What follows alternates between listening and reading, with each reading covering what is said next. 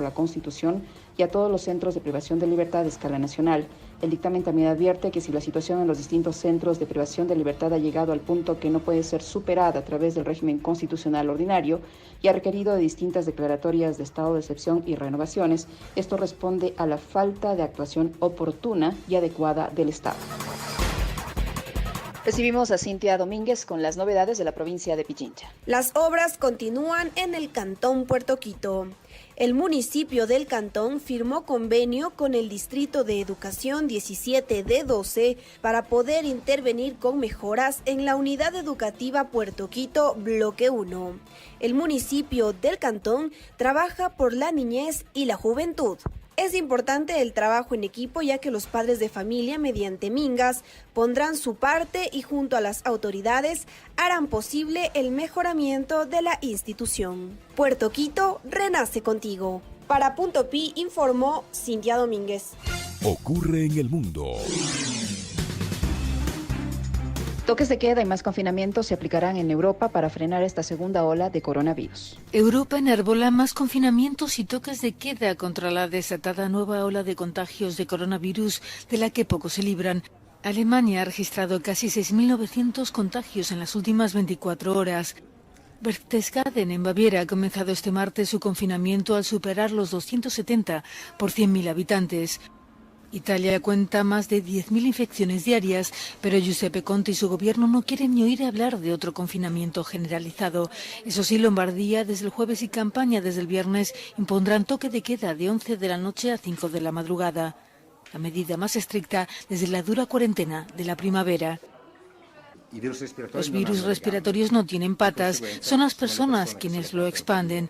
Lombardía es una región muy dinámica, muy activa, con mucha población y una gran concentración de población en las ciudades.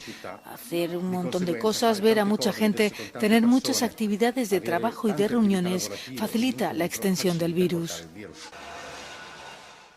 En Reino Unido, 241 fallecidos en un día, la cifra más alta desde junio, y más de 21.300 nuevos contagios. Preocupa especialmente el área de Manchester, que supera los 500 casos por 100.000 habitantes. El primer ministro Boris Johnson ha anunciado el nivel máximo de alerta a partir de este viernes. Reporte espectacular.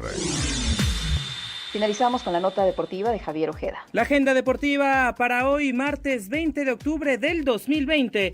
Tendremos participación ecuatoriana en la Conmebol Libertadores. Por el grupo G, Santos recibirá Defensa y Justicia a las 17:15 y a la misma hora, en Asunción, Olimpia tendrá que jugar contra Delfín. Por el grupo C, a las 19:30, Colo-Colo jugará contra el Jorge Bilsterman. A la misma hora, Peñarol tendrá que recibir al Atlético Paranaense. Mientras que por el grupo D, Sao Paulo tendrá que enfrentar al Deportivo Binacional y River Plate tendrá que jugar contra Liga Deportiva Universitaria. Así las cosas en la última fecha de la Copa Libertadores de América, la fase de grupos. Javier Ojeda reportó para Punto Pi. Buenas tardes. Punto Pi. Información del momento. Los comentarios y opiniones vertidos en el siguiente programa son de exclusiva responsabilidad de sus coproductores e invitados. Programa clasificación O, de opinión. Categoría A, apto para todo público.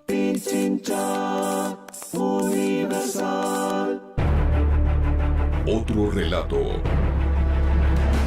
Refleja y coloca en la mesa los distintos puntos de vista de los actores y protagonistas de la noticia, los nuevos desafíos que nos presenta la historia. Otro relato. El desafío del Ecuador ante la catástrofe del siglo. Bienvenidos. Hola, ¿qué tal? Bienvenidos y bienvenidas a otro relato, programa de los martes que compartimos con ustedes a propósito de lo que decíamos al principio de lo que es la pandemia. Pensar, reflexionar en medio de una pandemia, en medio del confinamiento y también en medio de vicisitudes y de problemas que tenemos a nivel general. Hoy estamos contentos por lo ocurrido en Bolivia y como decía la semana pasada, vivimos los octubres de Bolivia, los octubres de Chile, los octubres de Ecuador, los octubres de Colombia y obviamente nos hace sentir muy bien que estemos en los octubres de Bolivia compartiendo con esta necesidad de romper el autoritarismo neoliberal y la arremetida también conservadora que hay en el planeta. Hemos invitado en esta ocasión a Mauri Chamorro, un querido amigo, analista político, asesor de muchas campañas electorales, con quien podemos incluso hablar a nivel regional, y por eso te agradezco la visita acá. Sé que estás ocupadísimo en 10.000 cosas, te veo de nuevo aquí a los años, a los años en el Ecuador, te he visto por otros lados, pero no te había visto en el Ecuador. Bienvenido, Mauri, ¿qué tal? Gracias Orlando, un gusto enorme estar aquí contigo, un saludo a todas y a todos que nos están escuchando, que nos están viendo. Para mí es un honor poder compartir este espacio y poder dialogar y analizar todo lo que nos está sucediendo en América Latina, que yo creo que estamos repuntando. ¿Cómo sientes, cómo vives la victoria del MAS en Bolivia? Te digo esto por dos razones. La una, se esperaba ganar, pero no se esperaba ganar con tanto. Y la segunda, la reacción que ha tenido la derecha, el fascismo que mató, que claro, o sea, y también Almagro. ¿Cómo vives estas dos situaciones? Un triunfo inesperado en esa dimensión y una derrota, sobre todo para aquellos que consagraron el golpe de Estado. Yo creo que la retomada, ¿no? Primero, la llegada de la derecha latinoamericana a las presidencias, a la mayoría de las asambleas, no fue por una vía natural democrática, el tal péndulo, ¿no? Algunos hablaban, ¿no? Se acabó el péndulo en el momento del progresismo. Eso nunca fue verdad, porque Lula fue preso, el presidente Correa con 30 juicios. Dilma destituida. Dilma, golpe de Estado parlamentario, Evo con golpe militar, o sea, entonces evidentemente no hay una natural transición del pensamiento político o de las decisiones que un pueblo tome, sino que se forzaron o con militares o con una matriz informativa que te llevara a una opinión desfavorable a un candidato o hasta la detención inclusive. Entonces, claro. Yo creo que ahora Bolivia es una especie de pasarle la factura a la derecha continental, no es ni siquiera la boliviana. ¿Por qué? Porque también la derecha llega y no cumple, ¿no? O sea, no cumplió. ¿Vale? O sea, es un gobierno dictatorial, decían que era un gobierno dictatorial inclusive hasta un candidato nuestro, supuestamente líder indígena, ha dicho que Evo es un dictador y que no es ni siquiera indígena. Que Evo no es indígena. Eso dice Yacu Pérez. Claro, Yacu Pérez dijo que Evo, él no indígena, dice que Evo Morales, que es indígena, no es indígena. Sí. Entonces, cuando llegan, no cumplen lo que ocurrió en el Ecuador, lo que ocurrió con Macri. O sea, destruyeron el país a un tal punto que queda en evidencia el trabajo hacia los sectores financieros, pero destrozando inclusive los sectores productivos. Claro. Entonces, la sociedad siente el desempleo, siente la hambruna, siente las necesidades, y ahí viene con un agotamiento por el tema del COVID, que realmente tú miras hacia el mañana, y eso está pasando en el mundo entero, y los sectores conservadores como que porque no tuviste los hospitales, no tienes la ayuda, o sea, los sectores conservadores como que se han quedado a un lado como una posibilidad de continuidad para mejorar las condiciones de vida de nuestra América. Entonces, claro, pero Mauri, ahí habría que considerar una cosa. Si bien es cierto que hay una corriente, y Rafael Correa dijo la restauración conservadora, para muchos esto iba a tomar mucho tiempo, es decir, iba a tomar al menos la mitad de esta década, y de alguna u otra manera la pandemia frenó. Quizás eso, te pregunto, ¿eso impidió que se asentara más, se reafirmara más ese conservadurismo? ¿O es que precisamente ya no dan más? O sea, no pueden dar más. Yo creo que para verificar si la pandemia realmente influenció tanto en las decisiones, como la de Bolivia, tenemos que ver la secuencia de elecciones que vamos a tener, ¿no? La del Ecuador, van a haber elecciones en otros países. Bueno, va a haber ahora la constituyente en Chile. Hay las municipales en Brasil, las legislativas en Venezuela. Pese a que las municipales en Brasil, yo creo que el resultado no va a ser favorable a los sectores progresistas, pero existe sí hay que ver la tendencia. Ahora, ¿qué ocurre? Como fue forzada la llegada de la derecha fue forzada en América Latina. La sociedad, de alguna manera, inclusive, algunos que medio que aceptaron la llegada por el golpe, como fue el caso de Brasil, como fue el caso de Bolivia, bueno, esperaron entonces solución de sus problemas. Acordemos, cada vez más la sociedad latinoamericana, y en realidad en el mundo, acaba no politizando el proceso de toma de decisiones. Ellos trabajan mucho en temas de su cotidianidad y al mismo tiempo son las sociedades líquidas, ¿no? Como ya Bauman dijo, ¿no? Ajá. O sea, yo puedo ser votar por un neoliberal, pero al mismo tiempo ser ambientalista, diciendo que los problemas ambientales son generados por el neoliberalismo. O sea, yo no tengo una frontera clara. O puedo votar por un presidente de izquierda y un alcalde de derecha. Exacto, sí, como venimos ya en el Ecuador, Así es es. un gran ejemplo de eso. Entonces, no existe una frontera ideológica que me va a permitir ir para un lado al otro, pero sí las cuestiones programáticas o inclusive propuestas de gobierno o las percepciones armadas a través de las redes sociales, que es un componente muy importante. Entonces, la derecha salió con forceps en realidad, ¿no? a la palestra, la derecha latinoamericana, que en condiciones normales de elecciones, dentro del marco de Estado de Derecho, de un proceso democrático, no ganaba más elecciones en América Latina. Sin O sea, aniquilar al adversario. Exactamente, o sea, si era, vamos a disputar en los mismos espacios, con las mismas condiciones, pero llevando en consideración que siempre las empresas de comunicación actuaron como partidos políticos favoreciendo a la derecha, igual así no ganaban las elecciones.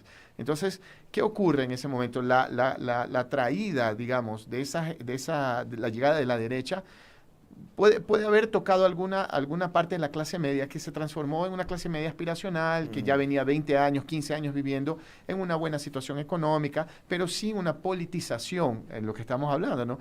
O sea, sin entender la importancia del proceso que lo llevó a tener mejores condiciones materiales.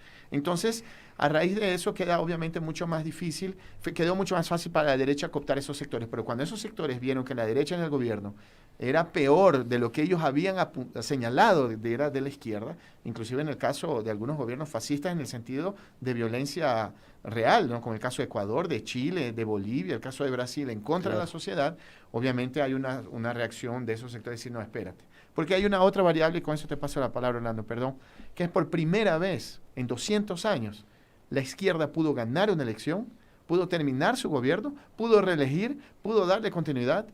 Nosotros en los años 50, 60, cuando las fuerzas populares llegaron, sufrieron golpes de Estado. Y el caso de Allende es el patético, sí. Allende, bueno, el mismo Perón, o sea, todos los, el Joan Goulart de Brasil, toda América Latina, y generando guerras civiles en América Central. Pero básicamente América Latina no pudo realmente decir, a ver, déjame ver si gobernó bien o mal la izquierda. Y ahora, ya hace algunos años, ha conseguido gobernar, terminar y obviamente reelegir una condición económica favorable, pero por las decisiones políticas, aprovechando esa condición económica favorable. Entonces, la continuidad de la izquierda se daría. O sea, casi toda América Latina era gobernada por la izquierda.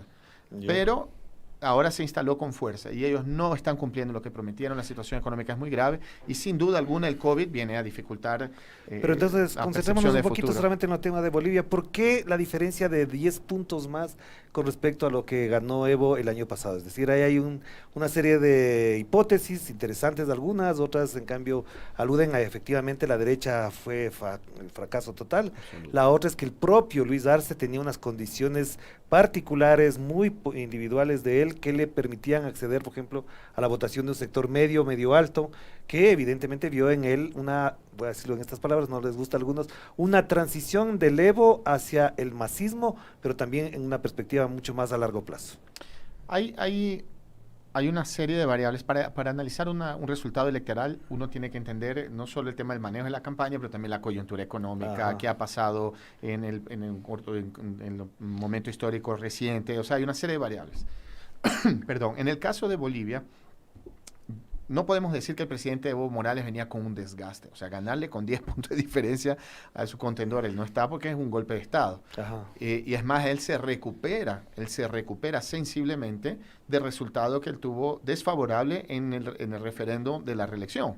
Y él venía de 4 derrotas. Había perdido las seccionales, había perdido las elecciones de los jueces, había perdido una serie de elecciones en Bolivia, una situación complicada política, pero vence. Entonces, el resultado de Bolivia, dentro de todos los componentes, yo diría que el principal de ellos fue el hecho de haber conseguido recomponer las fuerzas populares que llevaron a Evo Morales a la presidencia de la República. O sea, las bases organizacionales, gremiales. Las bases gremiales de obreros, campesinas, indígenas, cocaleros, los mineros, que son el gran sector obrero boliviano organizado, y nosotros aquí desde afuera recibimos información obviamente parcializada en gran parte por las empresas de comunicación, las grandes agencias de noticias. Son pocos los espacios como Pichincha Universal a donde uno realmente consigue acceder a información real de lo que está pasando.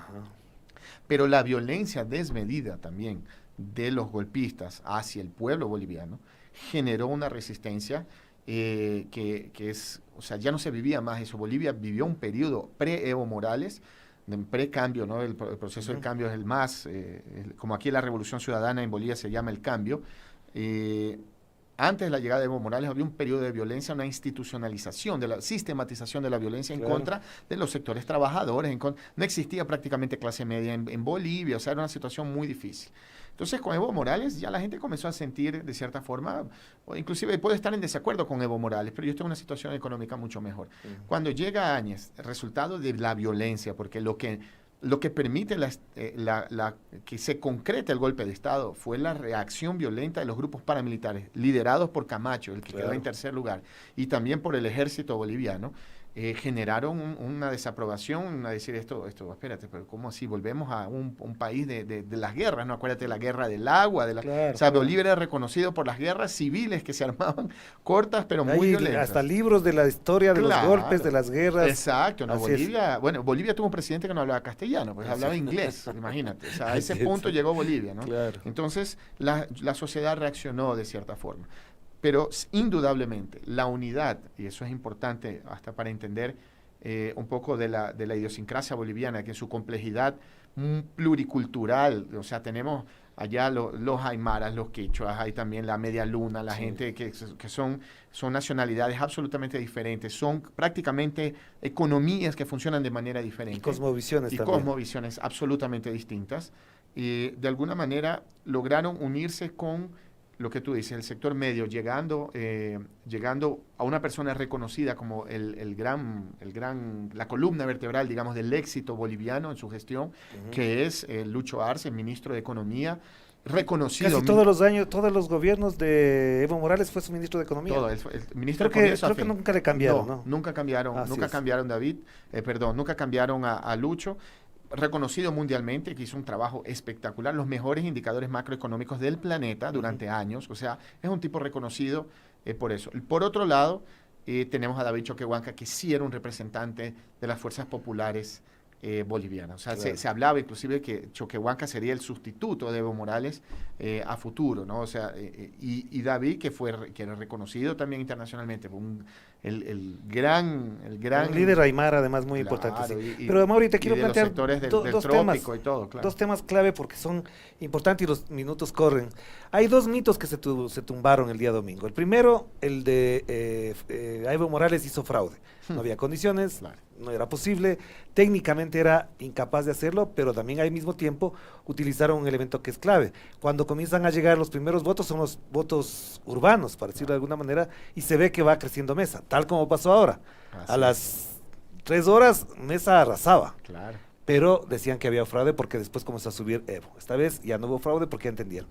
Y el otro mito es que si se unía a la derecha le ganaba a Lucho Arce. Sumando tengo aquí la votación sumando a lo que tiene este momento Fernando Camacho, 15%, Carlos Mesa, 30%. Habrían hecho 45%. Más lo de, no le alcanzaban nunca. No. Entonces se tumbaron dos mitos. ¿Esto por qué? ¿Cómo es que se explica que esos dos mitos además se construyeron como un relato político dentro de la narrativa mediática constante y por eso les resultaba poco creíble este resultado? Inclusive Lucho Arce arrasa en los sectores a donde era Camacho fuerte, en Santa Cruz. En Santa Cruz. O sea, hay que entender la situación macroeconómica y social del país en ese momento. No, este último año ha decrecido, o sea, sensiblemente las condiciones de vida de Bolivia y una sensación de opresión que existía en el país, pero también un trabajo de hormiga de reconstruir, de limar asperezas y diferencias entre los distintos sectores sociales, obreros, que existían, que de alguna manera, inclusive algunas de esas organizaciones apoyaron el golpe. Apoyaron a Mesa. Claro, no, y el golpe de Estado. Dijeron, realmente, presidente, por favor, renuncie. O sea, las organizaciones que llevaron a Evo a la presidencia de la República, inmediatamente le piden que renuncie. Obviamente esa es una operación, sabemos de qué embajada lo es. Entonces, volver a recomponer las fuerzas sociales te permite crear una musculatura de dialogar con los sectores medios urbanos que de alguna forma pueden estar en duda. ¿Por qué? Porque obviamente te permite, con la suma, lo que te digo, de tener un candidato que es referencial en el manejo económico, dentro de una crisis económica, crisis generada por el golpe de Estado, en un momento que tú consigues, a través de David Choquehuanca, crear estos acuerdos con todos los sectores sociales, a decir, vamos, o sea, vamos todos, aquí entramos todos. Y principalmente, y eso yo quería decir, la movilización social, era pueblo en la calle constantemente durante este año, recomponiendo las fuerzas políticas para construir una fuerza electoral. Pero ahí te hago la pregunta, ¿qué hubiese pasado si Evo Morales podía ser candidato a senador? Era el mismo resultado. Yo creo que sería el mismo resultado. Claro. Lo veo muy difícil. O sea, yo creo que Bolivia llega al techo, podría haber tenido una votación un poco más expresiva de repente para la Asamblea, pero el techo de la votación... hubiese pasado las 2/3 partes. Claro. Claro. Pero él no hubieran tenido mayoría absoluta, pero lo que ocurre en este momento es la votación nominal al presidente de la República, Lucho Arce, yo creo muy difícil crecer un poco obviamente por el voto. Ya, pero no quiero dejar de tocar un contra. tema muy importante con Amaury Chamorro, estamos conversando con él, son las 16:22, estamos de nuevo en otro relato y le quiero plantear algo que es muy importante porque a partir del triunfo de Lucho Arce, el día domingo, los tuiteros de la derecha ecuatoriana comenzaron a reaccionar, estaban asustados, incluso algunos comienzan a preguntarse... Que sigan asustados, que tienen motivo comienzan para a preguntarse, ¿se repetirá el fenómeno en el Ecuador? Bolivia es un experimento sobre el cual debemos aprender la derecha para unirnos, a algunos les queda muy tarde, pero sí te preguntaría a ti, con la capacidad y el enfoque que tienes a nivel regional, ¿hasta dónde este triunfo de Bolivia es también el síntoma o el indicio de que en el Ecuador hay una corriente que no se expresa por bloqueo mediático, etcétera, etcétera, pero que a la hora de votar podría castigar a quienes tienen este momento el poder, que no es solamente, ni es solo el único Lenín Moreno, sino ya sabemos quién. Mira, a diferencia de Bolivia, aquí la derecha ya se unió, ¿no? O sea, el Partido Social Cristiano con Creo, que es algo inaudito en el país, prácticamente. Impensable. No, eso es absolutamente impensable para quien conoce la política ecuatoriana, eso es algo... Y quien conoce las interioridades de las disputas entre el señor Lazo y el señor Nebot. No, exactamente, entonces eso es impensable, cosa que no existió en Bolivia. Sí. Ahora, yo creo la situación económica en el Ecuador y la situación sanitaria a raíz del COVID es peor aún de lo que ocurrió en Bolivia.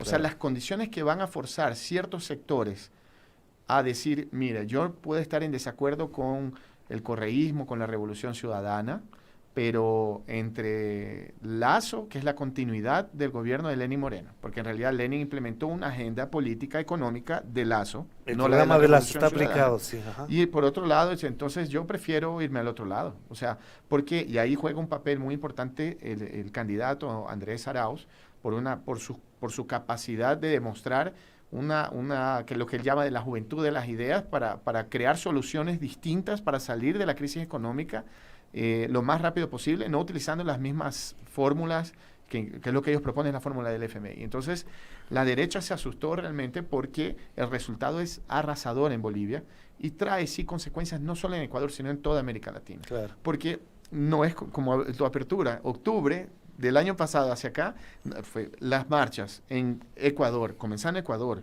en Colombia, que influenciaron Colombia, que influenciaron Chile, que influenciaron Bolivia, bueno, a partir del golpe. Panamá hubo marchas, claro, Panamá hubo marchas, claro. Entonces hay un efecto dominó, porque también entendamos que la conectividad que existe hoy en términos por las redes sociales, yo no dependo tanto exclusivamente de las matrices informativas de los medios hegemónicos. Ahora yo sí tengo acceso a información, saber qué está pasando en los distintos países, y eso influencia principalmente los sectores jóvenes, que son los que normalmente lideran las marchas que salen a pero las además calles. te cuento un detalle que es muy importante, y perdona que te interrumpa, pero por ejemplo, la marcha de la minga social y la minga campesina indígena de Colombia no la transmiten los medios, la transmiten las mismas organizaciones por Facebook, y por mi trabajo me ha tocado revisar, y hay transmisiones las que tienen 5,000, 15,000 personas conectadas viendo la marcha. Lo de Chile, ni qué decir. No, Chile es tendencia mundial. O sea, pero entonces ahí te planteo la otra pregunta, porque es muy importante en estos momentos hablar del tema. En Bolivia no hubo otro candidato indígena, y aquí la discusión es que Yacu Pérez habitaría ese espacio electoral del movimiento indígena, del pachamamismo, lo dicen algunos, o de los sectores antimineros o conservacionistas, ambientalistas. ¿Es posible pensar así? Bueno, Yacu Pérez no es un representante indígena, la verdad, ya tenemos que sincerarla. No es un representante indígena. O sea, pero es candidato del Pachacuti. Pero eso ahí, yo podría ser candidato de Pachacuti, ¿no? Fue candidato Alberto Acosta también. Claro. Sí. Y bueno, y veamos qué tan indigenistas son. Claro. ¿A quién apoyaron en la segunda vuelta de la última elección presidencial? O sea, ya sabemos a qué rol juega Pachacuti. Claro. Pero en este momento existe, claro, te apuesto, y los sectores muchos sectores indígenas votan, siempre históricamente han votado por la Revolución Ciudadana, y hoy representada por Andrés Arauz, liderando las fuerzas progresistas del continente, del Ecuador. ¿Qué ocurre en ese sentido? Sí hay una fortaleza de Yacu Pérez, pero principalmente en los sectores más jóvenes, que no necesariamente son los indígenas, son los jóvenes urbanos. Ya. Porque obviamente esa proyección del pachamamismo, el medio ambiente, son esas nuevas ciudadanías, ¿no? Ese postmaterialismo que te permite crear una gran causa movilizadora, y él acaba representando, pero hay que también recordar que él fue abogado de mineras, que él Sí. era defensor de abogados de las empresas que contaminaban los ríos en Cuenca, el doctor Carlos Pérez, ¿no? No era Yacu Claro. Pérez. Hay un Carlos libro además escrito por él, que yo lo revisé en una época y da para pensar. Pero te diría entonces, tal como lo estás planteando, y otras personas que están comentando este programa también lo señalan, entonces el adversario real de la Revolución Ciudadana no es Guillermo Lazo, sino Yacu Pérez. Yacu Pérez, absolutamente. Y entonces, absolutamente. ¿cómo afrontar esta situación en función de que, siendo él, va a ser el continuador de Lenín Moreno o qué? ¿Qué va a hacer? Yacu Pérez, primero, es posicionarlo en la historia, ¿no? ¿Qué es lo que ha dicho de Bolivia? De Evo Morales, es el representante indígena, diciendo que Evo Morales no es un indígena, Claro, que eso Evo sí Morales, es un insulto. Un insulto, de verdad, decirle sí. que él no es indígena y que nunca ha defendido a los pueblos originarios. O sea, el tipo es loco, tiene que estar demente, no es demencia, es una mala fe, porque en ese momento, cuando él dijo eso, él necesitaba el apoyo de la derecha. Para ser candidato. Claro, Claro, entonces, claro. como él como se saca el poncho y se pone el chaleco cuando le dé la gana, porque es un cambia camiseta, Claro. entonces esa es la función de él. Pero, ¿qué ocurre? En ese momento, él sí está dialogando con ciertos sectores, principalmente jóvenes, que sí vienen también de un desgaste de 3 años de una masacre mediática en contra de la Revolución Ciudadana y en contra de las fuerzas progresistas, Claro. que de alguna forma tienen un poco de rechazo porque también rechazan la disputa política, lo que Andrés Arauz dice, el codazo, y Yacu Pérez de alguna manera ha estado un poco lejos de eso y aparece como una tercera vía que supuestamente no es banquera, lo que es mentira, porque él es un funcional a los banqueros de este país, pero que sí dialoga con sus propuestas y ahora con estos últimos videos y fotos que de él en la playa, yo no sé qué tanto va a continuar dialogando con los jóvenes, que si es medio... Pero está en la playa, ¿no? Como un Alvarito. Acabo de ver me incluso recuerda, que me me pasan- recuerda a Alvarito, un Alvarito de Poncho, así, más o menos claro. sus O acciones. Alvarito frente al tsunami. Al tsunami, o que al se va a huracán. al huracán que se va a meter al mar. Pero ya, más allá de eso, evidentemente ese discurso de él sintoniza, ecualiza ciertas Así posturas. es. Y frente a eso, entonces, ¿cuál es la respuesta? ¿Cuál sería Hay que volver a dialogar con los jóvenes y yo creo que hay una ventaja. Tenemos un candidato joven, que va a entrar en la fase joven adulta recién, ¿no? Claro. Es un joven adulto que va a entrar a la fase adulta recién y que es un tipo con una formación excepcional, Andrés Arauz, que yo creo que es el sujeto histórico de la Revolución Ciudadana, ¿no? Algunos dicen O sea, el es hijo, producto de la es el revolución. producto, es el hijo de la Revolución Ciudadana. Es joven, becado, trabajado desde muy temprana edad, con una formación 4 excepcional, idiomas. 4 idiomas. Y al mismo tiempo sin dejar de tener los pies sobre la tierra. O sea, un tipo extremadamente sencillo, entregado a la gente, ama a su pueblo, o sea, un tipo que se emociona con eso, pero que en este momento tiene que también orientar su esfuerzo comunicacional y de diálogo y de propuestas, y ahí tengo entendido que hay una serie de características del plan de gobierno de él que actúan directamente, Ya. que tocan los intereses de los jóvenes ecuatorianos, porque en este momento también los jóvenes ecuatorianos, y ahí debemos comprender el joven urbano, clase media, pero también el joven Campesino? campesino, el joven del pesquero de la costa, ¿no? Y O sea, suburbano. un joven de 18 años que viva aquí en La Floresta no es el mismo que vive en Puerto López, que tiene que trabajar en alta mar con el papá, con la familia para agarrar pescado y traerse a la casa. O el que vive en La Crespa cosechando con su familia. O sea, el Claro. que no tiene celular, que no tiene datos y que no está preocupado con la gente LGBTI, que ni siquiera sabe lo que es eso. Hay Claro. una gran parte de la sociedad de los jóvenes ecuatorianos que en este momento sufren mucho el desastre económico y el tema del COVID. Y en ese sector, indudablemente, las propuestas de Andrés van a tocar muy claramente las necesidades de esas personas y va a haber un enganche. ¿Cuál es el esfuerzo en este momento? Hacerlo que Andrés sea más conocido. Andrés, hay un fenómeno chistoso, ¿no? Yo siempre cuento eso. Andrés es el único candidato que he visto en mi vida que lidera encuestas, pero al mismo tiempo es el más desconocido. Es un fenómeno que yo nunca había visto. Claro. O sea, que está liderando las encuestas y es desconocido. Pero que a su vez, al momento en que toque el corazón y la mente de las personas, y principalmente de ese público joven, gran público joven, que está en las periferias de nuestro país, que no es el que está en el centro, los centros urbanos, o sea, en el centro urbano, clase media, media alta, sino el chico que tiene que despertarse hoy, que está vendiendo caramelos de nuevo en la calle y que también tuvo que volver a lustrar zapatos. O que dejó de estudiar, o que dejó la los universidad. niños no trabaja, ni estudia, ni trabaja. Claro, ¿no? Son los famosos pero ahí te niños. quiero plantear una última pregunta, que ya nos queda poco tiempo, Mauri. Qué Siempre pena. sería bueno hablar largamente, pero ya sabes que esta dinámica es así, conoces bien los medios. Es una pregunta clave por lo siguiente, y además porque en alguna medida esto sí va a tener un nivel de atención. ¿Qué rol va a jugar Rafael Correa en este proceso, en esta etapa? ¿Qué rol le compete? Porque le veo dando entrevistas por todo lado. Hoy en la mañana estuve en una entrevista impresionante con una audiencia enorme, con Jimmy Jairala. Me gustó muchísimo la entrevista. He revisado, no la pude atender completamente porque tenía yo otro programa, pero le he revisado partes de la entrevista. Entonces me pone a pensar, ¿qué rol juega un candidato que no está en el país? No, un líder que no está en el país, que habla a través de los medios y que no tiene el contacto, que eso sí, emocionalmente genera un buen impacto en un proceso electoral? Rafael Correa tiene una carga simbólica en el Ecuador demasiado grande, o sea, y positiva. La gente recuerda mucho a Rafael Correa. Hay que salir de nuestra burbuja clase media, media alta, urbana, y si uno va a los sectores populares, Rafael Correa, o sea, la gente llora al hablar del presidente Correa, con amor, porque las personas comentan... Sobre todo en las personas mayores, ¿no? No, claro, o sea, yo te digo, sobre los 40 años es impresionante en los sectores populares. ¿Por qué? Porque hay un vínculo emocional, no por un simple vínculo emocional generado por un proceso comunicacional electoral, sino porque ellos sintieron en carne propia la mejora del país, porque ellos vieron el esfuerzo de entregarle un futuro, de construir una posibilidad de futuro, que este gobierno al traicionar arrasa con todo. Entonces, el rol de Rafael Correa es imprescindible dentro del relato del progresismo. No existe el progresismo ecuatoriano sin Rafael Correa. No existe, no hay cómo, no existe el progresismo latinoamericano sin Rafael Correa. Claro. Entonces es hora de que se asuma eso.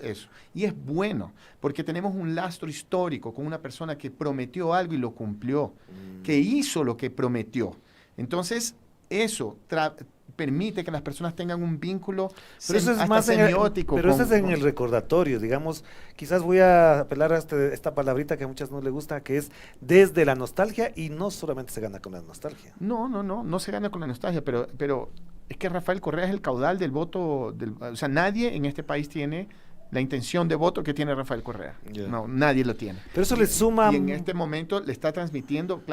hay unos cálculos, y a mí me preocupa a veces que hacen unos cálculos casi que matemáticos, estadísticos de consultores, que es el decir, no, es que a veces hablar de Rafael Correa resta más porque no nos da los porque votos. Sus negativos son altos ahora. Sus negativos son altos, ya, claro, pero Rafael Correa te da un piso de arranque en una elección del 25-30%. ¿Quién tiene eso? Claro. Una persona que ha sido bárbaramente atacada, que no ha estado en el país en los últimos años y que se comunica por Twitter y dando entrevistas a algunos pocos medios que son los que tienen valentía de darle el espacio porque saben que el gobierno les va a caer. Entonces, si no entender esa fuerza política es realmente...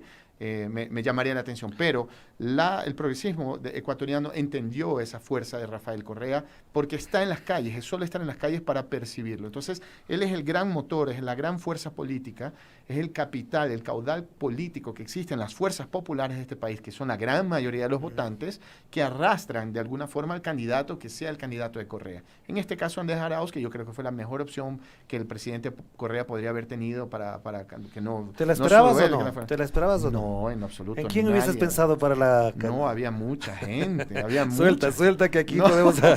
No, había mucha gente, de verdad, o sea, Andrés fue una... Y a mí lo que me gustó, que la fortaleza de Andrés, yo creo que al mismo tiempo es la oportunidad que hay con Andrés, al mismo tiempo un poco lo que sería su debilidad. Es desconocido, pero también entonces no tiene el desgaste de la imagen de la masacre que han sufrido todos los líderes de la Revolución Claro, porque Ciudadana. si ponían a otro le caían con Claro, todo. o sea, todos han sido atacados, presos, asilados, detenidos, han sufrido de todo. ¿Por qué? Porque han querido desgastar su imagen. Claro. Y Andrés Arauz, que ha estado por fuera, pero que tiene esas características que hablamos, ¿no? Un tipo extremadamente experiente, 35 años de edad y 15 de carrera profesional. Trabajando en el área económica, pero trabajando adentro. Pero o sea, no, además dando clases, dando cátedras, sí. Es un maestro. Entonces, con base en eso, la candidatura de Andrés realmente trae esa ventaja. ¿Cuál es el esfuerzo entonces? Hacerlo conocido. Yeah. Hacerlo conocido, ese es el momento de hacerlo conocido. Pero bueno, ahí tiene trabajo. Y pues ahí tiene, claro. Mucha gente tendrá trabajo. Mucha gente tendrá trabajo. Te agradezco muchísimo, Mauri. Son las 16 horas con 36 minutos. Siempre será grato conversar contigo. Que va, gracias. Vamos a hacer una pausa. Tendremos a Mauri Chamorro ya acá en el Ecuador, así que en otra ocasión te invitaríamos para hablar ya en concreto de esto, porque habrá mucha tela que cortar. Sí. Gracias a Mauri. Siempre bienvenido por acá. Gracias. Vamos a hacer una pausa de 16 horas con 36 minutos. Enseguida volvemos para conversar con otro querido colega. Ya vamos a ver de quién se trata. Pero antes también recomendarles lo que escuchamos de 3 a 4, el programa de Carlos Bravo. Muy buen programa, grandes comentarios, un abrazo para él, una muy buena adquisición de Pichincha Universal para escuchar buena música y un sentido de la música. Así es. Vamos a la pausa. Y retomamos en el espacio Otro Relato. Hola, ¿cómo estás? Soy Luis Peciney de Deja Vu, tu música, tu historia, y te invito a que cada martes de 18 a 19 nos miremos en el Espejo Libertario, un espacio democrático de participación e integración social, de análisis, debate, sobre todos los temas relacionados con los derechos y la democratización de la comunicación. Espejo Libertario, martes de 18 a 19 por Pichincha Universal. Mantente informado con Pichincha Universal. Siempre en el cable la verdad. Radio Pichincha Universal. Somos el otro relato. San Miguel de los Bancos, naturaleza y aventura. Vive y se conecta todos los días con Pichincha Universal. 95.3 FM y 94.5 FM al noroccidente de Pichincha. Pichincha Universal. 95.3 FM y 94.5 FM. Radio Pichincha Universal. Estamos conectados. El otro relato.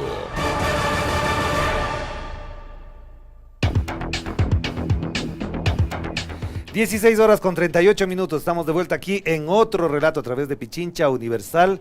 ...y por supuesto varios mensajes... ...varios amigos fieles de este programa... ...de esta emisora que nos transmiten siempre sus mensajes...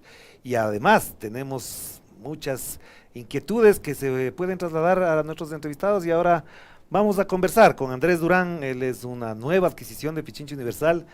pero obviamente no es nuevo en estos oficios, en estos andares y en estos pesares que también son del periodismo. Él es licenciado en comunicación social, tiene un magíster en sociología política, se desempeñó como periodista y productor audiovisual en medios nacionales e internacionales, pero además tiene una perspicacia particular para analizar la contemporaneidad. Bienvenido, Andrés, ¿qué tal? Qué gusto tenerte acá. Muchas gracias, Orlando, gracias por el tema de la adquisición, espero poder jugar de la defensa para arriba porque no tapo. No, aquí nos hace falta golear. Ah, bueno, está bien. Entonces, meter goles es lo que hace falta, pero bueno, te quiero plantear una pregunta porque, claro, con gusto. ¿Cómo entendemos ahora al periodismo? Te digo esto por lo que conversábamos ya con Mauri, ya la gente no depende de los medios, de hecho, conozco personas, incluido yo, que no ve noticieros tradicionalmente, no está esperando a las 8 de la noche, a las 7 de la noche para ver noticieros, me informo de 1000 maneras, pero ya no tradicionalmente. Esto, tú que eres mucho más joven que yo, por supuesto, no tanto, pero más joven, ¿cómo se explica? ¿De dónde salió estas nuevas conductas, comportamientos, rutinas y consumos de medios? Bueno, muchas gracias por la oportunidad, por el espacio y a las órdenes de Pichincha Comunicaciones. Yo considero que primero tiene que ver con un recambio generacional, ¿no? Con la adquisición de nuevos marcos de interpretación sobre la realidad. Creo que nosotros los jóvenes, yo al menos que soy veinteañero, coincido con esta idea de que es necesario que nos vayamos adecuando a los procesos de innovación que se dan, tanto en el campo de las nuevas tecnologías de la información, como incluso en los mismos procesos de información. Claro. Digo, a cómo se construyen los relatos hoy en día dentro de los medios de comunicación. Y creo que los medios digitales hoy por hoy han hecho una especie de experimento bastante interesante y han tenido resultados tácitos, ahí están a la vista. Entonces yo considero que me parece que es ese encuentro de esas dos cosas, ¿no? El acelerado ritmo de las tecnologías por un lado, al mismo tiempo la nueva forma de interpretar de la ciudadanía, de los jóvenes, del recambio generacional, y aquí entra otra variable que también me parece muy interesante y súper importante mencionar.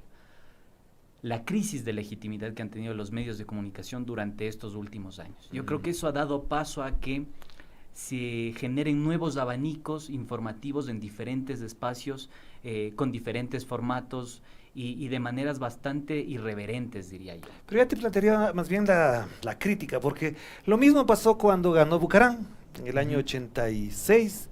También se dijo que los medios no habían ganado, que Bucarán le ganó a los medios. Lo mismo pasó con Lucio Gutiérrez, nadie le daba de ganador y después dijeron que efectivamente se fue en contra de los medios y los medios ganaron. Lo mismo pasó con Rafael Correa cuando el candidato absolutamente ganador en el año 2006 era...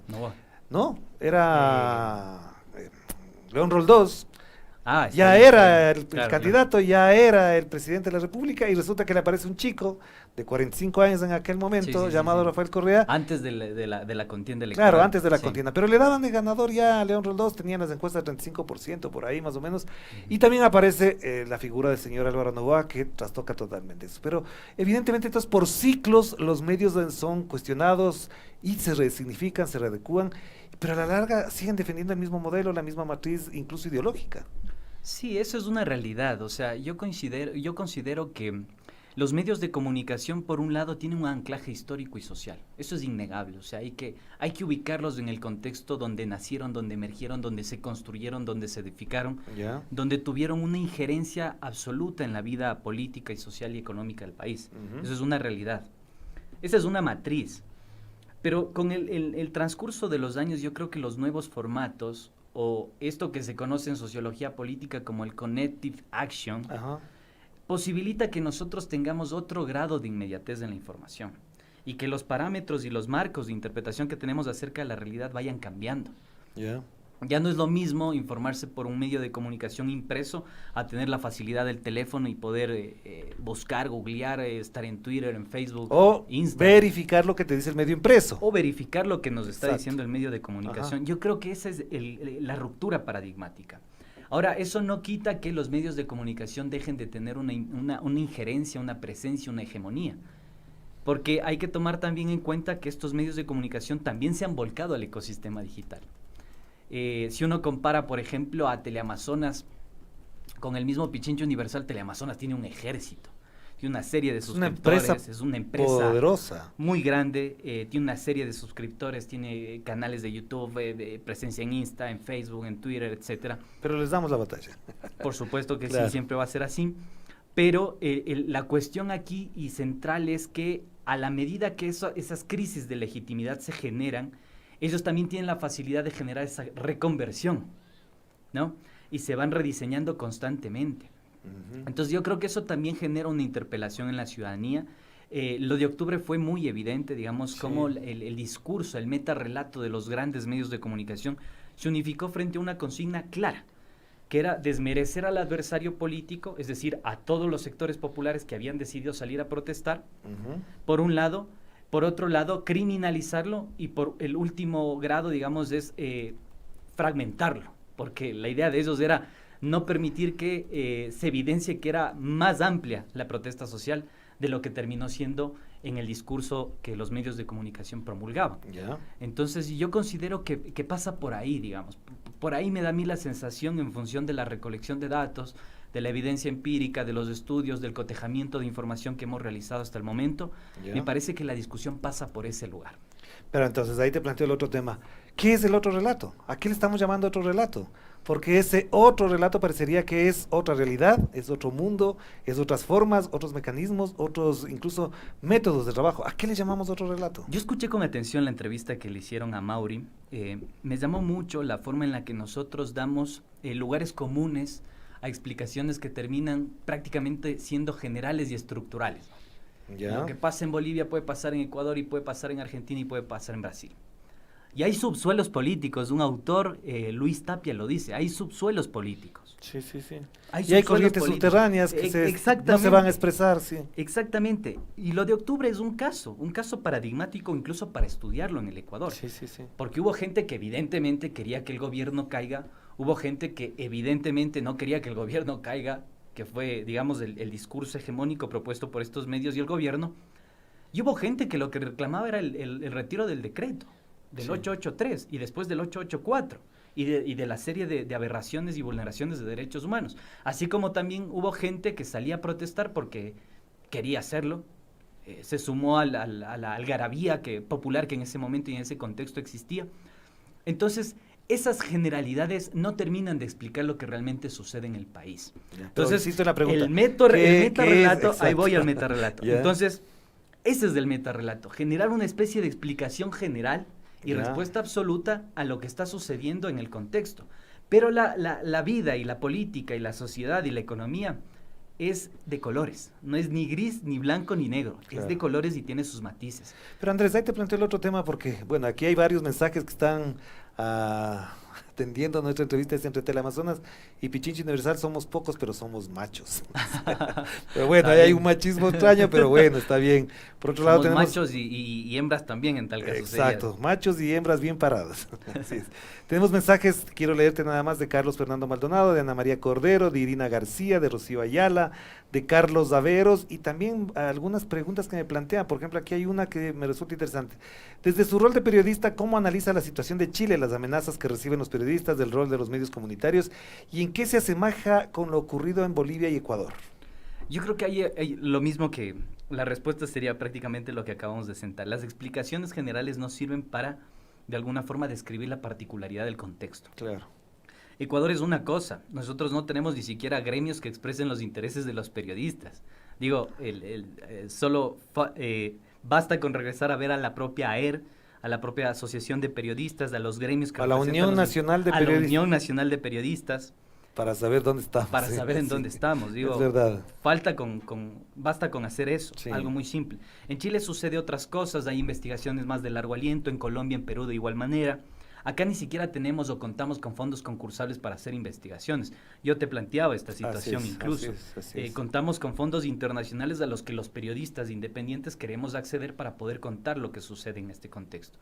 Entonces yo, partiendo de ahí, haría esa salvedad. De ahí lo otro, me parece que sí, efectivamente, hay una disputa también en el campo de las ideas, de la producción periodística, de la producción de información, donde creo que también es importante centrar una especie de diferenciación de debates, ¿no? Por un lado lo normativo, por un lado lo deontológico, por un lado también los acervos culturales, sociales y políticos que están ahí. Yo creo que América Latina requiere de una discusión a profundidad del tipo de comunicación, del tipo de periodismo que necesita y requiere. Ya, pero eso viene discutiéndose desde los años 70, por eso se creó CIESPAL, por ejemplo, Centro Internacional de Estudios de Periodismo para América Latina. A propósito de CIESPAL nos negó la posibilidad de hacer una producción, un reportaje periodístico sobre lo que sucedió realmente con los periodistas del comercio en Frontera Norte. Claro, o sea, a ese nivel tenemos las instituciones. Por eso te digo que este debate es viejo, añejo, si quieres, desde el punto de vista ya histórico, esta necesidad se viene arrastrando décadas. Yo te hablo de los 70, que es lo que conozco, más atrás no tanto. Discúlpame, Orlando, yo tengo 20 años nomás, no recuerdo tan atrás. Claro, pero te cuento, surgió CIESPAL, han surgido una serie de cosas, y de hecho, alguna gente lo sabe, se creó Fundamedios con el propósito de ser críticos con los medios y hacer un trabajo alrededor de la formación adecuada de los periodistas. Ya sabemos dónde terminó eso, en las manos de la USAID, de la NED, de Estados Unidos, ya, pero eso es otra discusión. Por eso te digo, entonces, aparte de que planteas el tema del otro relato, ¿qué es ser periodista ahora? ¿Cómo te identificas en esa palabra, en ese oficio y en ese rol social? Yo principalmente lo calificaría con el siguiente adjetivo. Me parece que ser periodista en el contexto actual es ser valiente. ¿Ya? Es tener la posibilidad de escribir la historia, de ser cronista, como lo decía Alejo Carpentier, y de también hacerle frente a una realidad, como tal vez en algún momento lo transmitió Rodolfo Walsh, ¿no? Yo creo que ese es el principal objetivo. Sin embargo, hay que mencionarlo. Hay que rediseñar el oficio periodístico. Hoy por hoy hay proyectos maravillosos que algún momento lo conversamos, Claro. voy a ser un poco infidente, como el caso de Vox. Vox a mí me genera mucha admiración, como el caso de otros, de Clinic, que también me genera mucha admiración, que es como el periodista convencional, digamos, que utilizaba los viejos cánones muy maravillosos del periodismo, va generando un rediseño interesante y va ofreciendo una especie de contenido completamente innovador y diverso a sus públicos objetivos. Yo creo que el desafío en términos de profesión pasa por ahí. En términos deontológicos, obviamente fortalecer la formación de los periodistas, porque hay periodistas que piensan que la trayectoria es una cosa y la preparación y formación académica es una cosa completamente O la otra, disociada. saber manejar el micrófono, saber manejar las redes sociales, ya te hace periodista. Exactamente, Pero ahora, te quiero hacer exactamente. escuchar algo que es muy importante que ocurrió, si no me equivoco, me ayuda Andrea, que está aquí en el comando central Andre. de la producción, la Andre está aquí. Este video de un hecho que a mí, de verdad, me irrita, pero que motiva para hablar. Pásale, Andre, ese video, el audio, para poder escuchar y comentamos con Andrés cuando son las 16:51. Adelante con eso. Nos merecemos lo que sucede. Comentábamos ya en el programa anterior de Entre las Aguas Papers que evidentemente en Bolivia hay una gran población, una gran masa de población que es ignorante, ¿no? Que no está al tanto de las noticias de política, de economía, etcétera, ¿no? ¿Crees que gran parte de este resultado se explica por este factor? Bueno, vamos a ver. Yo creo que sí, o sea, eso no me cabe absolutamente ninguna duda, porque el votante medio del movimiento al socialismo es un votante con un nivel intelectual nulo, o sea, prácticamente inexistente, ¿no? Ya no te digo cultural, no, o sea, no tienen prácticamente nivel, ¿no? Y claro, hay que recordar a la gente que nos está viendo aquí en España, claro, el votante medio del partido de Evo Morales no tiene nada que ver al votante medio que tiene aquí Podemos, ¿no? Porque aquí, quieras que no, todo el mundo sabe lo que es un teléfono móvil, sabe lo que es Internet. Pero la mayoría de gente que ha votado a Evo Morales es gente que vive en el campo, gente que no sabe lo que es un teléfono móvil, no sabe lo que es Internet y mentalmente no tiene absolutamente ni idea de prácticamente nada. O sea, son analfabetos literales. O sea, hay mucha gente que no sabe hablar el español. Hablan aymara, quechua o idiomas nativos indígenas y no tienen ni idea de lo que es la civilización, ¿no? Lo que es la civilización, dicen los españoles, Alejandro entre Embasaguas, y también el otro se llama Hugo Pereira. Nombre que no se le debe olvidar a los periodistas para que no hagan nada. Estos periodistas, del uno no sé dónde trabaja, pero tiene unos procesos en contra de Pablo Iglesias y la ministra de Igualdad, Irene Montero, y el otro periodista, Hugo Pereira, que es el que dice estas barbaridades, es periodista del canal YouTube Estado de Alarma, y realizaron ellos el análisis para entender por qué ganó Lucho Arce. Si ganaba el señor Carlos Mesa, habrían dicho eso, habrían dicho que el votante boliviano es ignorante. Esta denuncia la hizo el embajador, el ex embajador de Bolivia ante la Organización de las Naciones Unidas, Sacha Llorenti, a quien he tenido el privilegio de entrevistar, por supuesto, y denunció esto como una de las cosas más denigrantes. ¿Esos periodistas se pueden llamar así, o es que tenemos reflejos incluso racistas para incluso asumir este oficio? ¿Hay cómo ser así? Es lo que planteaba. Yo, en vez de molestarme esto, hay que reírse un poco, porque es la ignorancia, la idiosincrasia de una cultura que todavía sigue siendo predominante en el país y en América Latina, ¿no? Pero, como te decía al comienzo, yo creo que hay una disputa ahí en cuanto a cómo se construyen estos relatos, ¿no es cierto? Y me parece que si uno analiza un poco, incluso los maravillosos libros que escribió Andrés Guerrero, va a encontrar una característica y una variable determinante y dominante dentro de sus narrativas. Incluso en la colonia, desde la constitución de la colonia y demás. Que el discurso hegemónico que utilizaron los españoles en su momento y las culturas colonizadoras, lo que pretendían era deshumanizar al adversario. Y esa es una característica principal y que es transversal al discurso que construyen los medios de comunicación. O sea, eran objeto y no sujeto. Exactamente. Recordemos un poco lo que pasó en octubre. En octubre fue algo similar. Era la marcha de los indígenas, la marcha vandálica, los saqueadores, los vándalos. Los vándalos. Así le dijeron a uno de los que está muerto ahora. Los animales que se quieren tomar el orden democrático y demás. Este es un recurso al que apela constantemente esta cultura aristocrática, oligárquica, de alguna forma que repudia la diferencia, la diversidad, etcétera. Claro. Entonces, eso me parece a mí que tiene que estar en el discurso, por lo menos que nosotros queremos promulgar, ¿no? O sea, hacer esta diferenciación y decir, estas personas construyen desde esta dinámica, desde este escenario, con este acervo, promulgan el coloniaje, digamos, porque eso es tener una mentalidad de colonia. Claro, igual que deshumanizar a la persona. Igual que el señor Nebot, que dijo que se vayan al páramo. Al páramo, tal cual. Es decir, los indígenas solamente viven en el páramo, cuando en la ciudad de Guayaquil hay más de 100,000, creo que ya llegan hasta 150,000 pobladores indígenas o de origen indígena, que hay algunas generaciones que han venido y han estado en Guayaquil. Y hay otra cosa ahí que también es central, no esencializar. Los indígenas ya no son los pobrecitos del campo, hoy por hoy, en la Sierra Centro son una fuerza económica. Pero te digo, de verdad que estos temas son tratados incluso por supuestos periodistas cultos. Los señores de Cuatro Pelagatos denigran al señor Leonidas Issa por ser partidario de Mariátegui. Los señores de Pelagatos habrán leído a Mariátegui, habrán pensado al menos el significado que tiene el pensamiento de Mariátegui. Yo creo que hay algunos periodistas que ni siquiera leen o habrán leído La Pandilla. Claro. Sí, o sea, me parece a mí que hay gente que se dice periodista, pero que en la práctica son operadores políticos o simplemente agitadores que entienden poco y nada de cómo es contrastar, verificar, contextualizar, o de estas discusiones que pueden darse en un mismo consejo editorial con visiones contrapuestas, más finas. Claro.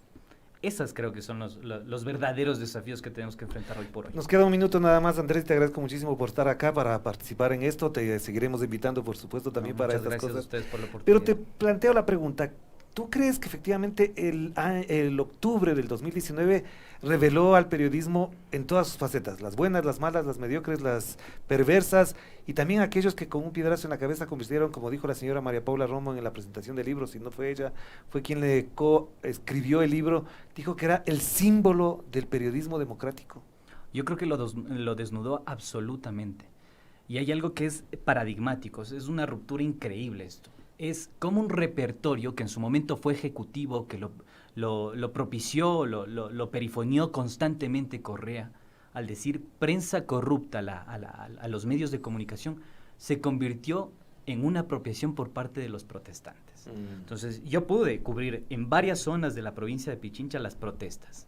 Esas protestas tuvieron un grado de apropiación increíble, y los protestantes decían prensa corrupta a los medios de comunicación en el Ecuador. Es algo que va a prevalecer en la memoria, en mi memoria como profesional del periodismo, pero también en la memoria histórica, porque es impresionante cómo ese discurso, ese repertorio de Correa, se convirtió en un repertorio popular. Pero también que hay que darle crédito a quienes, me incluyo, hemos venido jalando una crítica al periodismo. Sí, totalmente.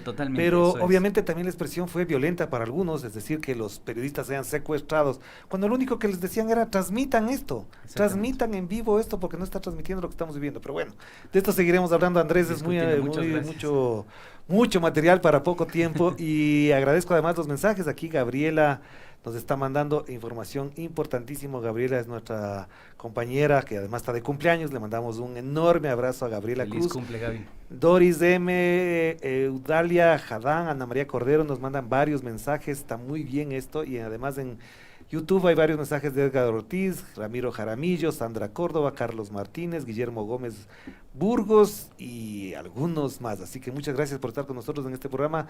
Son las 16:59, volveremos a este tema, volveremos a conversar, volveremos a pensar en voz alta, como siempre digo, y por supuesto nuestro centro de atención, será siempre la realidad, la necesidad de entender nuestra realidad. Gracias, Andrés, gracias a ustedes por estar con nosotros. Orlando, nos despedimos, ya viene Punto Noticias, la tercera emisión, y además Gabriela Cruz dice que ya está festejando. ¿Cuántas copitas están adentro? No sé, no pero un abrazo a Gabriela Cruz. Ya tendremos la oportunidad de festejar con ella la próxima semana, ella sabe por qué. Un abrazo a todos. Chao, chao. Gracias.